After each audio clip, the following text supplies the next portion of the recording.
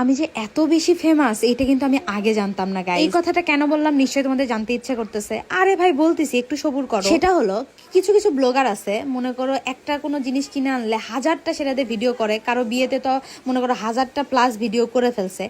আমি 4-5টা ভিডিও করতে কি না করতেই সেটাতে সবাই কমেন্ট করা শুরু করে, এইটার টাকা তুলে ফেলবে, এইটা ভিডিও করে, মানে একটা জিনিস নিয়ে কত ভিডিও করতে হয়। ভাই আমি গুনছি, আমার এই এয়ার ফ্রায়ার দিয়ে আমি মাত্র 5টা ভিডিও করছি, তবে এক একটা এক এক রকম, মানে কি কি রান্না করতে পারবা বা তোমরা কি মানে এটার গুণাবলী এগুলো নিয়েই ভিডিও করছি। ভাই অনেকেই জানতে চাইছো আপু এটাতে কি কি করা যাবে, একটু একটা একটা করে আমাদেরকে দেখাও, এইরকম টাইপের। আমি তো মনে করো ওই ওদের মতো একবারে করতেই আসি একটা জিনিস নিয়ে, এইভাবে করি নাই।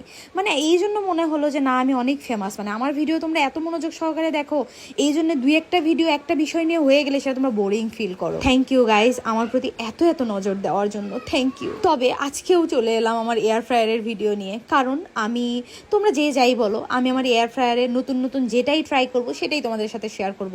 এখন তোমরা বলো টাকা তুলি না পয়সা তুলি, যেটাই তুলি। আর ভাই এখন ফেসবুকে এত টাকা ইনকাম হয় না যে মনে করো 4-5টা ভিডিও মানে করেই এই এয়ার ফ্রায়ার টাকা তোলা সম্ভব। যারা ফেসবুকে কাজ করে তারা যায়, আর যারা করে না তারা তো কয় টিকটক থেকেও নাকি টাকা আসে। এই করে আসা কিছু মানে আসলে কিছুই বলার নাই, সব কিছু থেকেই টাকা আসে। মানে আমরা কিছু করলেই টাকা টাকা টাকা টাকা, কোথায় রাখবো গাইস, টাকাই সিনিমিনি করে আমার। থাক গাইজ এত এগুলো নিয়ে বকবক না করে আজকে এয়ার ফ্রায়ারে বা তেলাপুয়া মাছ বারবিকিউ করব, সেটাই তোমাদের সাথে শেয়ার করব। চলো তার আগে একটা প্রশ্নের উত্তর দিয়ে, একদম কমন প্রশ্ন তোমাদের, যে আমি কিভাবে এত গুলুমুলু হয়েছি এবং আমার মেয়েও কিভাবে এত গুলুমুলু হয়েছে। এই যে আমাদের পেজের এই মেডিসিনটা খেয়ে আমরা মা মেয়ে দুইজনই মোটা হয়েছি। আমাদের এই মেডিসিনের 3টা কোর্স কমপ্লিট করলে তুমি একদম পার্মানেন্ট ভাবে মোটা হতে পারবে। অনেকেই প্রশ্ন করে আপু এটা ছেড়ে দিলে আগের মতো হয়ে যাবো কিনা। না, 3টা কোর্স কমপ্লিট করলে আগের মতো হবে না। আর আমাদের ফুল কোর্সের উপর কিন্তু অফার চলতেছে, তাড়াতাড়ি নিয়ে নাও। কিনে দাও হোয়াটসঅ্যাপ নাম্বারে কিন্তু তোমরা অর্ডার করতে পারো। গাইস প্রথমে মুরগির মাংসের পালাটা শেষ করি। এটা মাংসের একদম বুকের পাশটা নিছিলাম, কিভাবে মাখাইলাম তোমরা তো দেখলাই। এইটা আর আসলে তোমাদেরকে শিখাইয়া দেওয়ার কিছু নাই, তবে এত সুন্দরভাবে হয়েছে। অল্প মানে কত অল্প তেল দিছি সেটা তো তোমরা দেখতেই পেলে।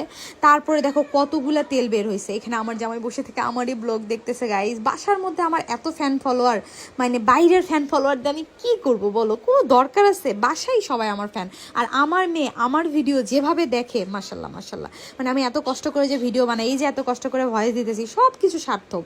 আমার বাচ্চা কাচ্চারাই আমার ফ্যান, আমার ভক্ত। দেখো এই যে আবারও যেটা বলতেছিলাম, যে এত সুন্দর করে মনে করো এয়ার ফ্রায়ারে এই মানে ইয়েগুলা হয়, মাংসগুলো এত সুন্দর করে বারবিকিউ হয়, এক কথায় অসাধারণ।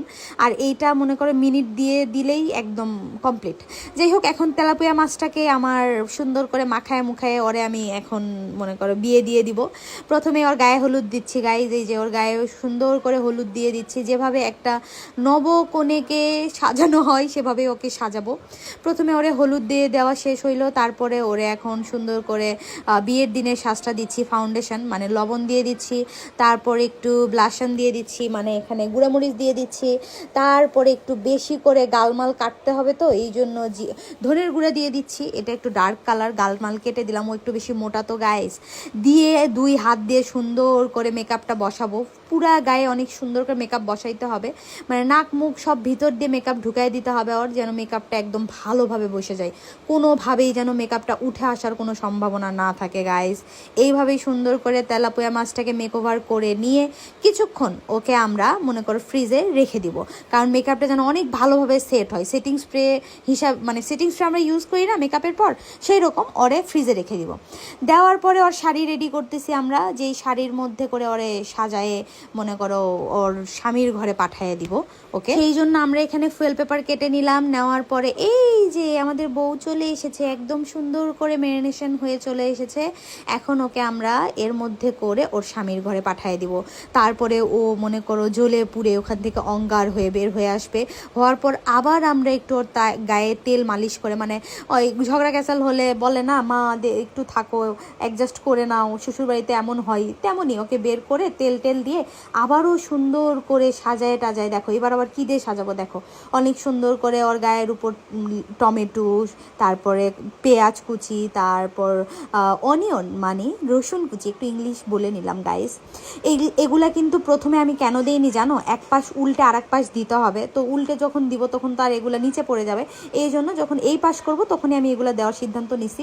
তোমরা এইভাবেই করবো, আমার মনে হয় তাতে ভালো হবে। এই যে আবারও ওকে স্বামীর ঘরে পাঠিয়ে দিলাম। কিছুক্ষণ পরও একদম মনে করো বৃদ্ধ অবস্থায় আমাদের সামনে বের হয়ে আসবে, ঝলসানো অবস্থায়। এই যে দেখো, ও এখন একদম খাওয়ার উপযোগী গাইস। মাছটা খাইতে অনেক বেশি মজা হয়েছিল, তবে মাছটা মাখাতে আমার একটা ভুল হয়েছিল। আমি মাছে কোনো রকম কোনো সস দেই নাই, এই জন্য একদমই মনে করো কি বলো মাছ ভাজির মতো লাগতেছিল, বারবিকিউ লাগতেছিল না।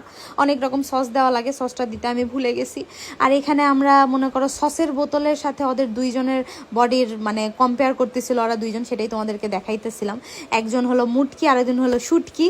তো যাই হোক, অনেকে জিজ্ঞেস করো আলো কেন মোটা না, কারণ আলো মোটা হতে চায় না, আর আলো আমাদের এই মেডিসিনটা খাইনি, আমরা দুই মামে যেটা খাইছি, এই জন্য আলো মোটা না।